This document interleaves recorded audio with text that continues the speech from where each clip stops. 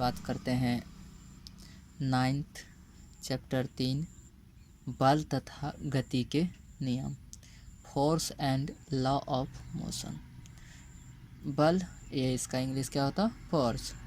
जब हम किसी वस्तु को खींचते या धकेलते हैं तो यह कहते हैं कि हमने उस वस्तु पर बल लगाया। क्या कहते हैं? हमने उस वस्तु पर बल लगाया। अब देखते हैं आगे, चलिए देखते हैं।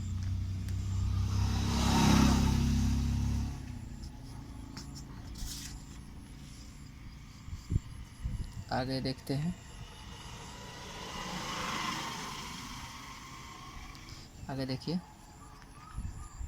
आगे कह रहा बल तथा गति के नियम, चैप्टर का नाम हुआ ये। और ये कह रहा बल या बलों का समूह किसी वस्तु पर लगकर तीनों कार्य कर सकता है। पहला नंबर है बल या बलों का समूह किसी वस्तु की चाल में परिवर्तन ला सकता है। फिर अगला है दूसरा नंबर, बल या बलों का समूह किसी वस्तु की गति की दिशा में परिवर्तन ला सकता है। तीसरा नंबर में बलों का समूह किसी वस्तु की आकृति बदल सकता है। बल सदिश राशि है। क्या है बल? एक सदिश राशि है। लगाव बिंदु, पॉइंट ऑफ एक्शन, वह बिंदु जिस पर बल लगता है उस बल का अभाव बिंदु कहलाता है। फिर है अगला है क्रिया रेखा। क्रिया रेखा किसे कहते हैं? ठीक है, क्या कहते हैं? क्रिया रेखा किसे कहते हैं? Line of action. किसी बल की क्रिया रेखा वह सरल रेखा है जिस पर बल विरामावस्था में पड़ी हुई वस्तु को गतिमान करता है जबकि उस पर अन्य बल नहीं लग रहे हैं। ठीक है, अगला है बल की पूर्व जानकारी के लिए हमें निम्नलिखित बातों का ज्ञान होना आवश्यक है। पहला है वह बल किस वस्तु पर लग रहा है। जब इसकी जानकारी निम्नलिखित में ज्ञात करेंगे तो पहला होगा वह बल किस वस्तु पर लग रहा है। दूसरा है उसे कौन लगा रहा है। तीसरा है उसका लगाव बिंदु क्या है। चौथा है उसकी क्रिया रेखा तथा दिशा क्या है। और पांचवा है उसका परिमाण क्या है। और अंतिम है वह किस प्रकार का बल है। करा वह किस प्रकार का बल है। पहला एक है।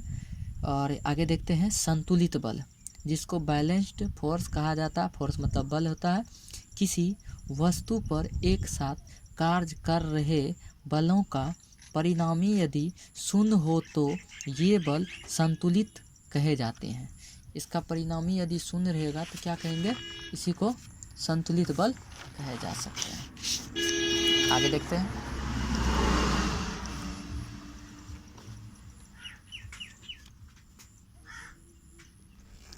आगे देखते हैं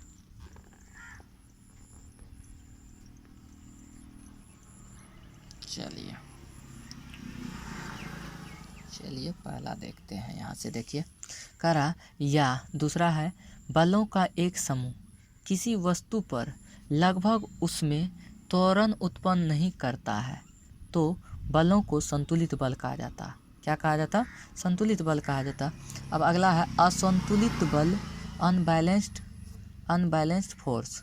किसी वस्तु पर एक साथ कार्य कर रहे बलों का परिणाम यदि शून्य के बराबर ना हो तो वे बल असंतुलित बल कहे जाते हैं। या इसमें दूसरा भी परिभाषा लिख सकते हैं, बोल सकते हैं, यदि बलों का समूह उस वस्तु में अशून्य त्वरण उत्पन्न करता है तो उन बलों को असंतुलित बल कहते हैं। क्या कहते हैं?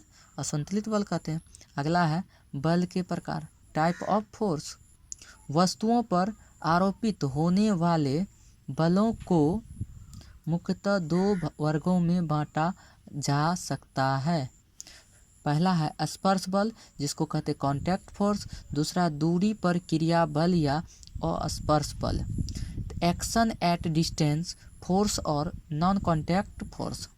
पहला है स्पर्श बल क्या है? ऐसे बल जो वस्तुओं के भौतिक स्पर्श से आरोपित होते हैं स्पर्श बल कहे जाते हैं। दूसरा है दूरी पर क्रिया बल या अस्पर्श बल। ऐसे बल जो वस्तुओं की भौतिक स्पर्श के बिना आरोपित होते हैं दूरी पर क्रिया बल कहलाती है। स्पर्श बल के प्रकार। स्पर्श बल का जो प्रकार होता है पहला अभिलंब बल नॉर्मल फोर्स। जब स्पर्श बल वस्तुओं के संपर्क में सतहों के लंबवत लगते हैं तो उन्हें अभिलंब बल कहते हैं। बस इतना ही, आगे अगले वीडियो में देखते हैं।